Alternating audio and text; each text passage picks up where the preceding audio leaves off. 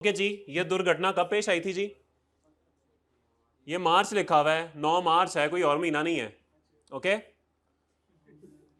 Answer all 8 questions, answer in black pen only. अच्छा, ये बातें मैं इसलिए कर रहा हूं कि आप में से काफी लोगों की ना ये कैफ की पहली अटेम्प्ट है, माइट बी पॉसिबल, तो इसलिए ये बातें ना आपको बताना जरूरी है। यहां पर आपको ना एडिशनल रीडिंग टाइम 15 मिनट का मिलता है। 9 बजे आपको एग्जामिनेशन सेंटर में वो बिठा देते हैं और 9 बजे आपको ना सिर्फ क्वेश्चन पेपर दिया जाता है, और 15 मिनट जो है ना वो बस आप अल्लाह ताला से दुआएं करते रहते हैं और पेपर पढ़ते रहते हैं। 9:15 बजे जाके आपको ना आंसर शीट मिलती है और फिर आप लिखना शुरू करते हैं, जो कि 12:15 तक जारी रहता है। तो ये जो 3 आवर्स हैं यहाँ पर लिखे हुए, इसके अंदर ये 15 मिनट का रीडिंग टाइम शामिल नहीं है, ये उसके अलावा है।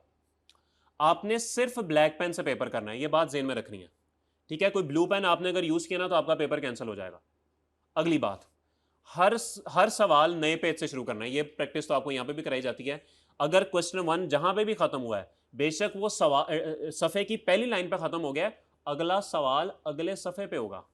कोई पेपर के नीचे लिखने की जरूरत नहीं है जी, पेज टर्नओवर, काम जारी है, कुछ लिखने की जरूरत नहीं है। वो पढ़ा लिखा आदमी है, उनको इंस्ट्रक्शन होती है कि भाई आपने सारे सफ़े पलट के देखने हैं कि कहीं ऐसा तो नहीं है 2-3 सफ़े छोड़ के भी किसी ने सवाल किया है, वो एंड तक चेक करते हैं। तो उसको आप इतना कुछ जाहिल ना समझें, वो थोड़ा बहुत पढ़ा लिखा ही होता है, थोड़ा बहुत सीए उसने भी किया ही होता है, वो भी शायद थोड़ा बहुत एफसीए होता है। ओके, तो इसलिए हाँ, थोड़ा बहुत आप लोग पता नहीं इसको क्या समझते हैं, पेज टर्नओवर, वर्का पलटी है, हद होगी यार। हाँ, तो बस आप न्यूमेरिकल के फेस के लिए 2 सफ़े छोड़ दें, तीसरे से वर्किंग स्टार्ट कर दें। एक सवाल बस कंटिन्यूस होगा, जहां पे वो सवाल खत्म हुआ अगला सवाल अगली जगह पे होगा। मैं कहता हूं अगर किसी सवाल के 2 पार्ट्स हैं ना, आप वो पार्ट्स भी अलग अलग कर दिया करें, जैसे यहां पर हुआ है। 1 का ए जहां पे खत्म हुआ, 1 का बी अगले सफ़े पे ले जाया करें, वहीं से नीचे शुरू ना किया करें, वरना वो सवाल कैंसिल कर देता है। ठीक होगी बात? ओके भाई जी, मैं आपके साथ कोई सवाल डिस्कस नहीं कर रहा, मैं आपको बस ये बता रहा हूं कि ये सवाल है बिजनेस का, जो कि आपको देखते ही नजर आ गया है। प्रॉफिट एंड लॉस अकाउंट बना हुआ है अकाउंटिंग वालों का। प्रोविजन की बात है, आपको पता है क्या करना है। सैलरी है जी, ईच पार्टनर को पे की, शायद एओपी का सवाल है, ये देखें, इक्वल पार्टनर्स, सैलरी आपको पता है एडबैक होती हैं। तो ये सब एडजस्टमेंट्स वो हैं जो हम कभी ना कभी करते आए हैं, ठीक है जी। ये अलग अलग इंडिविजुअल जो हम निकालते हैं पार्टनर की अपनी टैक्सेबल इनकम, उसका डाटा मौजूद है। और उसने कह दिया कि जमशेद केमिकल जो एओपी है उसकी कंप्यूटेशन कर दें और सुल्ताना की कंप्यूटेशन कर दें। ठीक होगी बात? चलें जी। 8 × 9 कितने होते हैं? 17 × 2 कितने होते हैं? 19 नंबर का ये आपका इनकम फ्रॉम बिजनेस एओपी का सवाल है।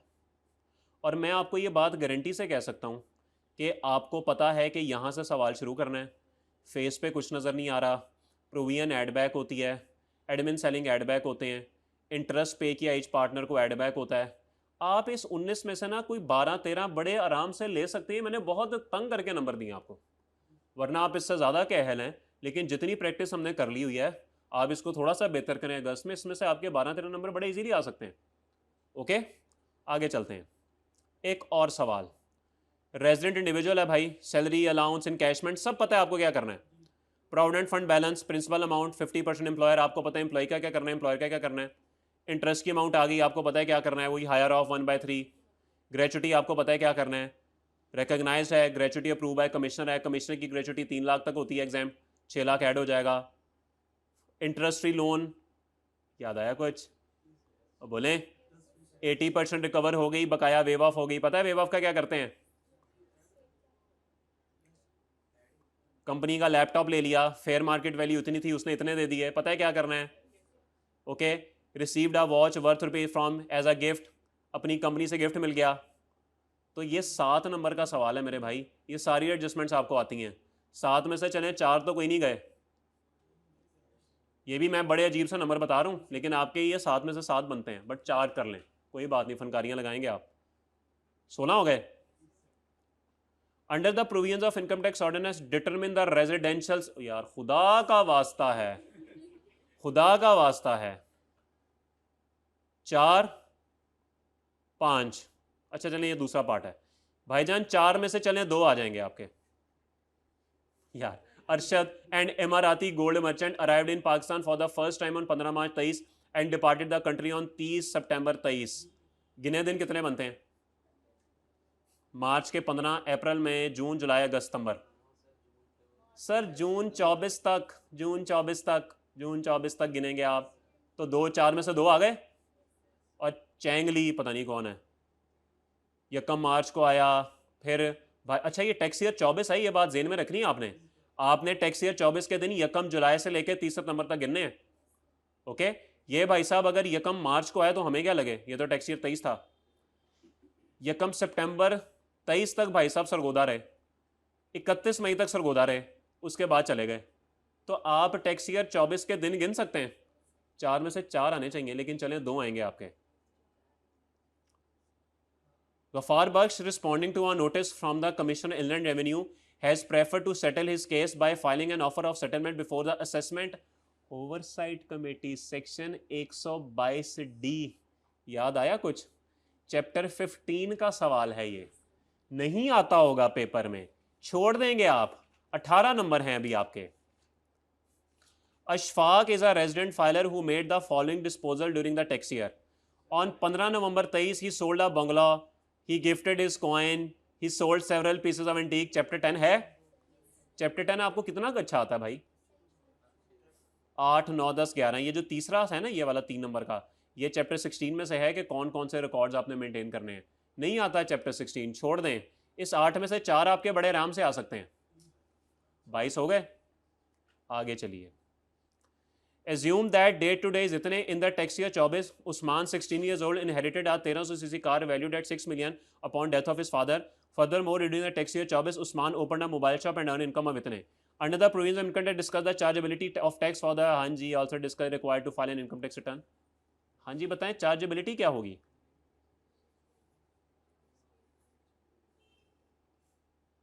बोलें सर, उसने 5 लाख रुपए की इनकम कमाई, क्या रिटर्न फाइल कर? चार्जेबिलिटी बताए ना, चार्जेबिलिटी क्या होगी?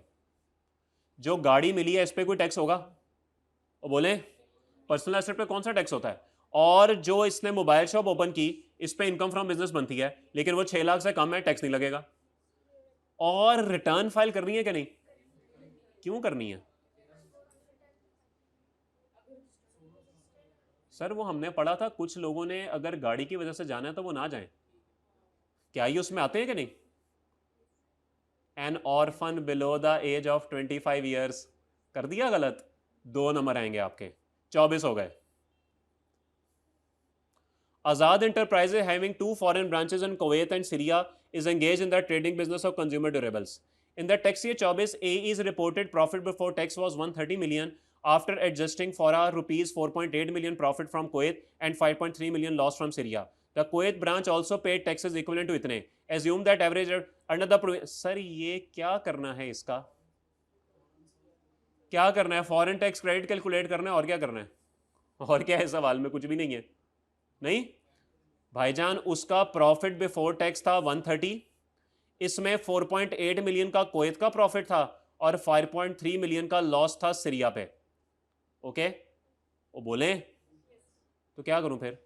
कुवैत ने इतना टैक्स पे किया, तो सर वही जो लॉसेस वाली बात हमने कल पढ़ी थी, देख लें फॉरेन टैक्स रेट कितना है, 1 नंबर आएगा आपका 25। Faraz is a resident filer who owns the following properties during the tax year. क्या बात है फराज साहब की।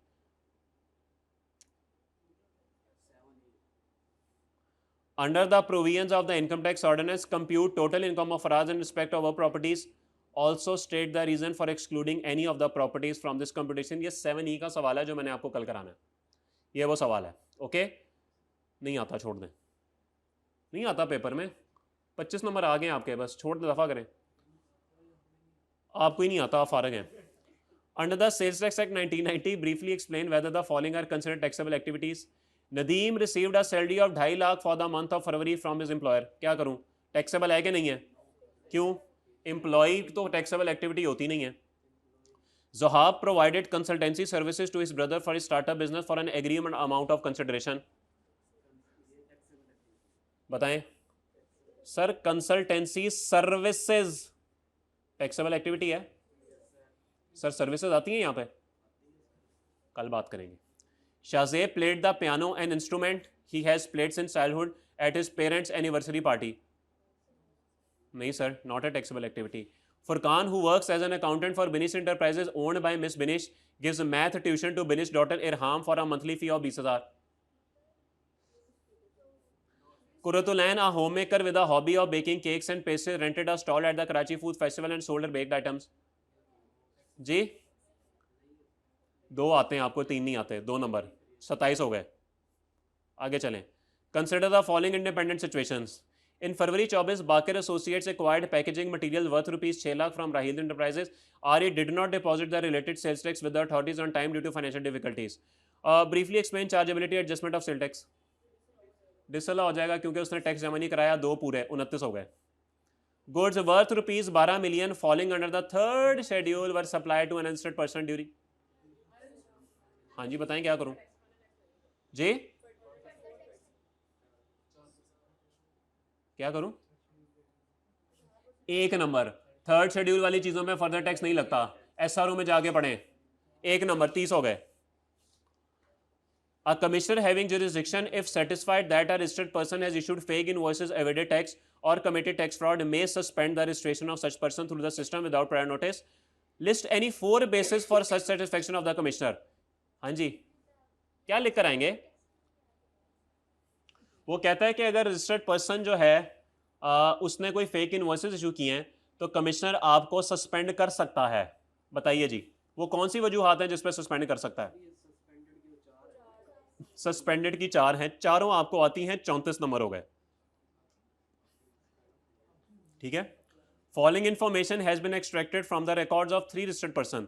3 लोगों का डाटा है, आपको पता है रजिस्टर्ड 3 अलग अलग कंप्यूटेशन बनेगी ना।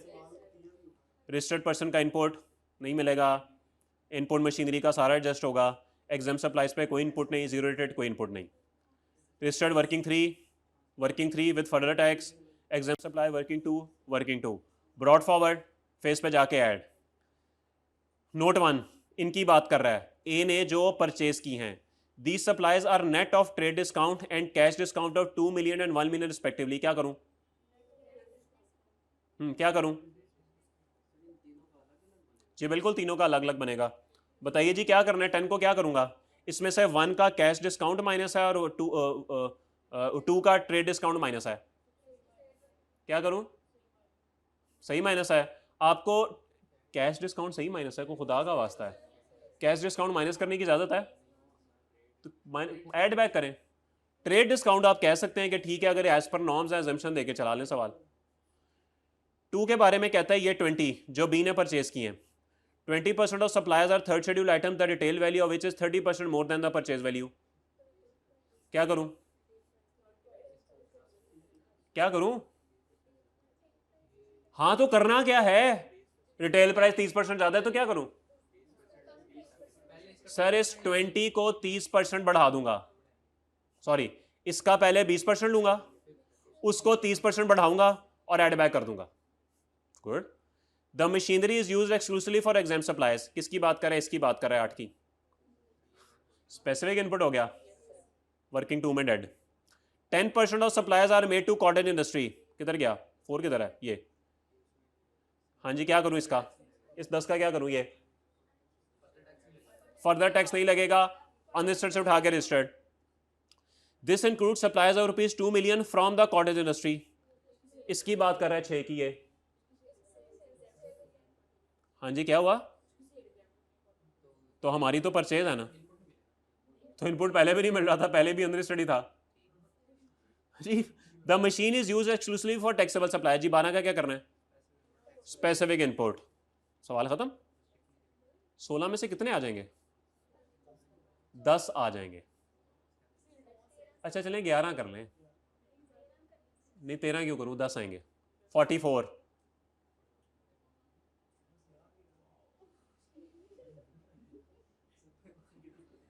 हो 8 नंबर।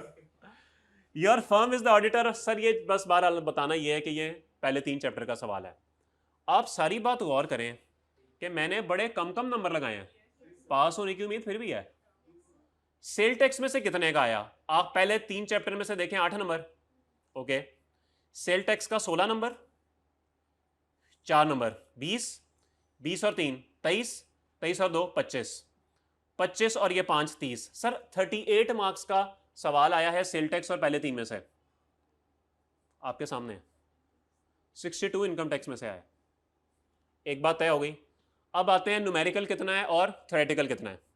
पहला सवाल न्यूमेरिकल, टोटल करते जाएं 19 नंबर, 19 के बाद ये भी न्यूमेरिकल 7 नंबर, 19 और 7 26, ये थ्योरी है छोड़ दें, थ्योरी,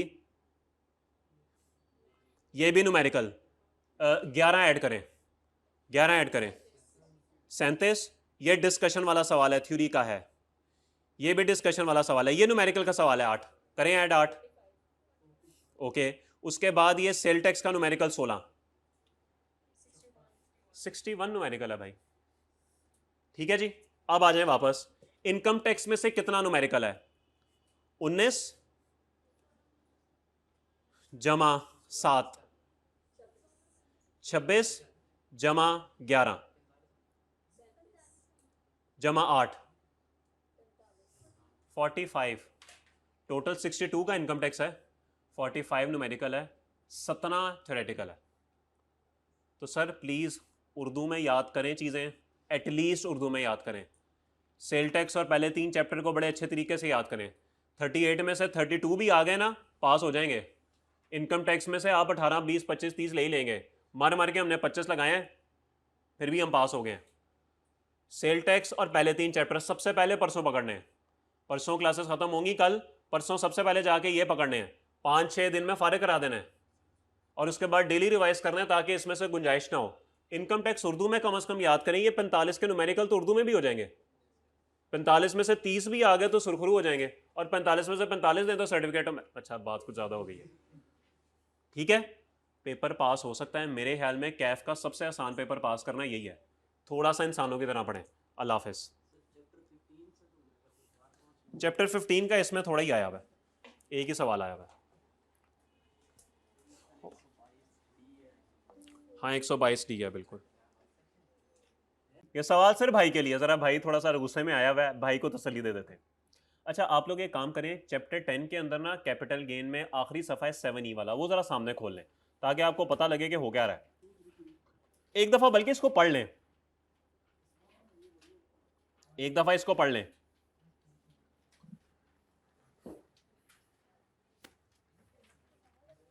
एक दफ़ा ज़रा तसल्ली से पढ़ लीजिए 7E को। अच्छा ये नहीं पढ़ना, बिल्कुल ही आखिरी पे चलेंगे आप लोग, ये है सफ़ा नंबर 233 पे।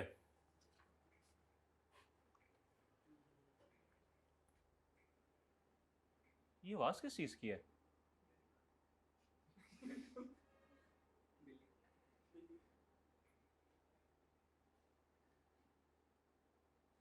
अच्छा अब थोड़ी आवाज़ सुन रहे हैं बैठ के, पढ़े चुप करके, आवाम हमारी जिस तरफ लगाना लग जाती।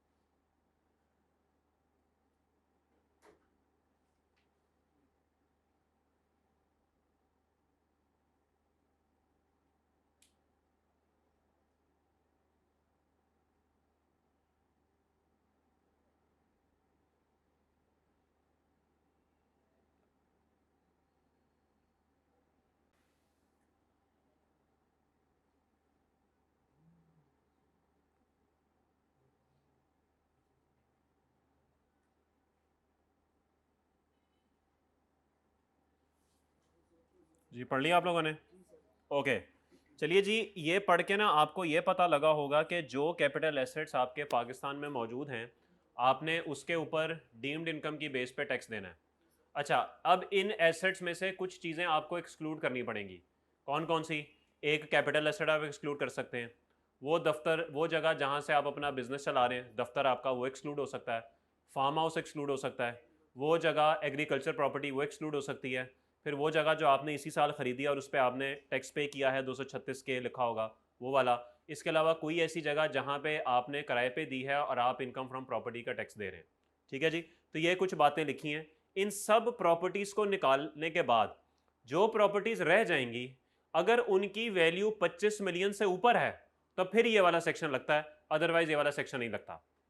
तो हम सबसे पहले ये प्रॉपर्टीज़ वन बाय वन देख लेते हैं और देखते हैं कि जी कौन सी ऐसी चीज़ें हैं जिन पे ये मतलब जो निकाल दें, एक्सक्लूड कर दें, जो बाकी बच जाती हैं, क्या वो 25 मिलियन से ऊपर हैं कि नहीं है।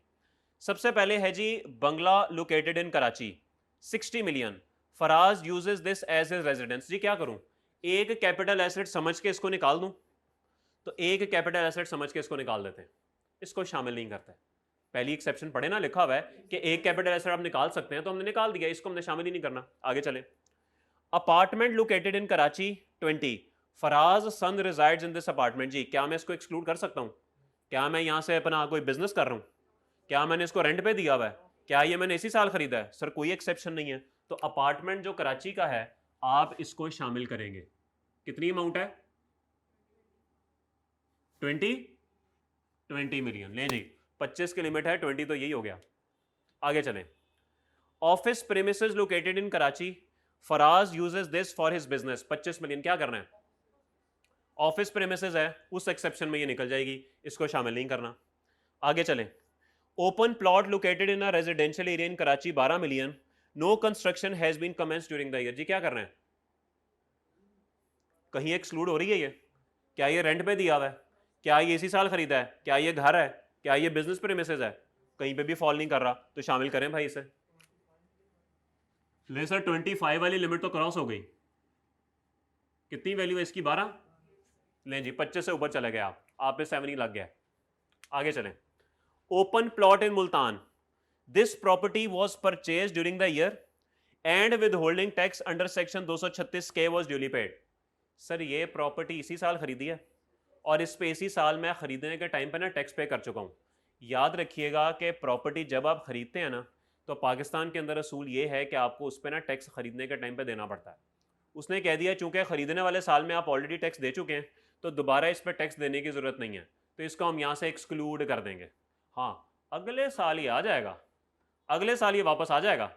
ऐसे नहीं है कि हर दफ़ा ही, अगले साल ये आ जाएगा। तो इस साल चूंकि इस पे 236 के का टैक्स पे हो गया हुआ है, इसको हम एक्सक्लूड कर देंगे। आगे चलिए। Shop located in a commercial area of Lahore, no tenant could be found for this property and it remained unoccupied during the year. Annual fair market value of the rent is 6 million. जी बताएं क्या करूं? क्या करना है? Exclude करूं कि include करूं? एक्सक्लूड कर दूं? क्यों इंक्लूड क्यों करूं?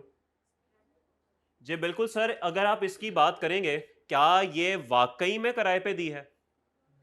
सर टेनेंट ही नहीं है कोई। ऐसे हवा में बातें करने से तो इनकम फ्रॉम प्रॉपर्टी नहीं आती ना। बाकायदा किराए पे दिया हो तो फिर एक्चुअल रेंट और फेयर मार्केट रेंट देते हैं, वरना नहीं देते। तो ये बस उसने बता दिया है, रेंट पे थोड़ी दिया हुआ।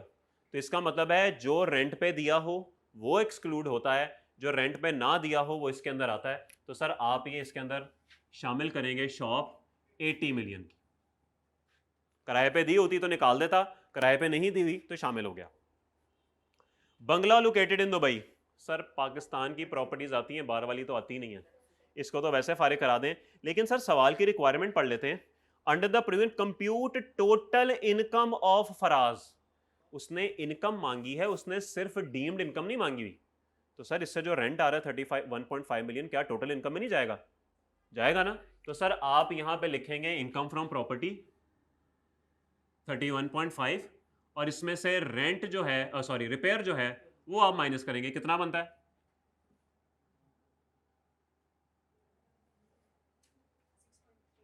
6.3 माइनस करके बताएं इनकम फ्रॉम प्रॉपर्टी कितनी बनती है? कितनी? लें जी, तो जब आप इस न्यूमेरिकल का चेहरा बनाएंगे तो इनकम फ्रॉम प्रॉपर्टी आ जाएगी 25.2 और डीम्ड इनकम अब निकालनी है। सर डीम्ड इनकम निकालने का तरीका क्या है जी? टोटल करें 112, ये आपके एसेट्स की वैल्यू है जो कि एक्सक्लूड नहीं हो सके।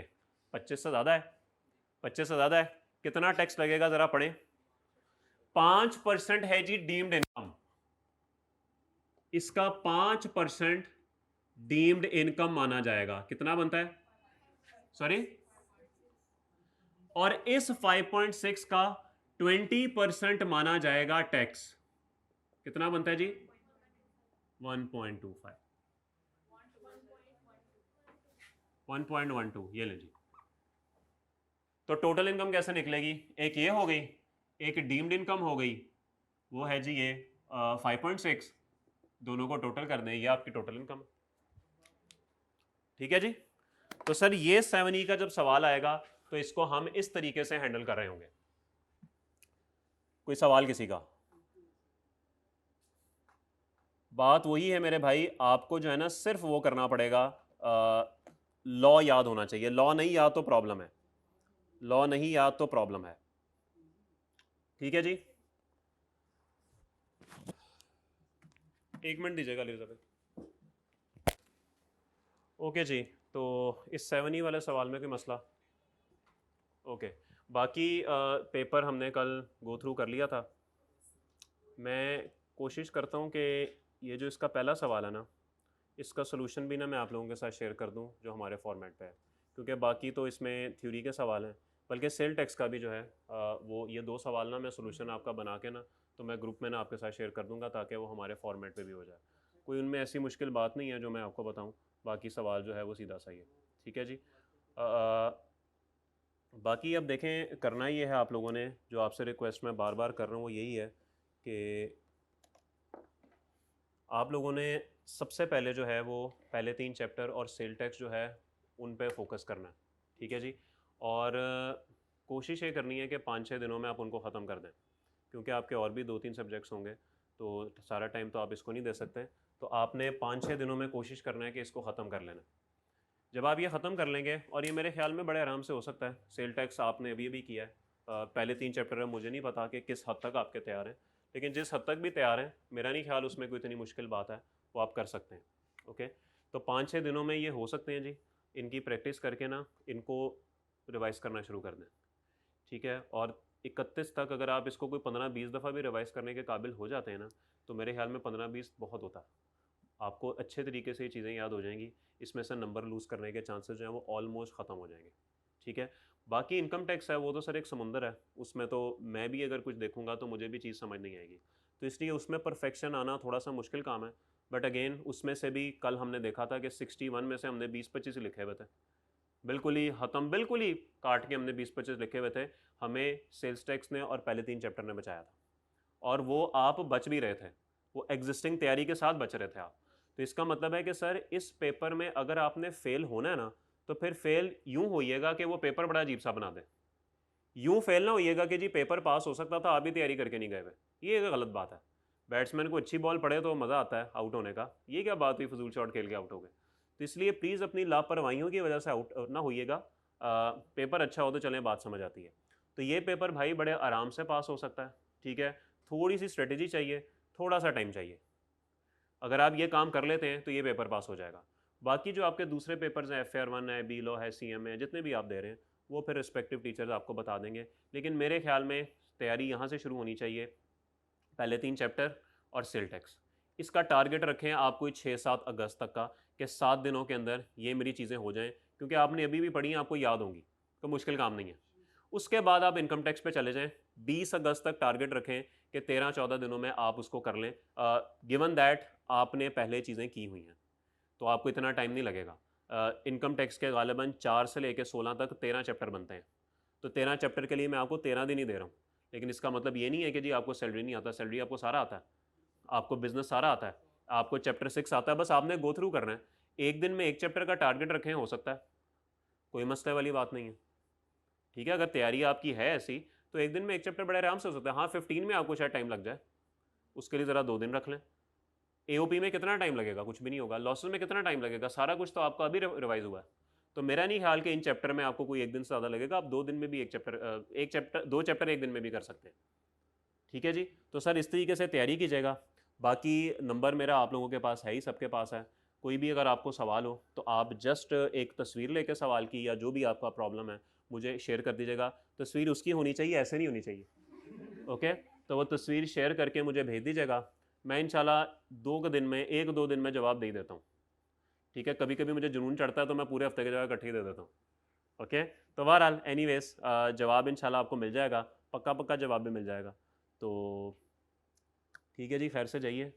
और कोई मेरे से अगर गलती हो गई हो तो उसके लिए माफ़ी। ठीक है जी, अल्लाह ताला आप सबको कामयाब करे। ओके जी, अल्लाह हाफ़िज़।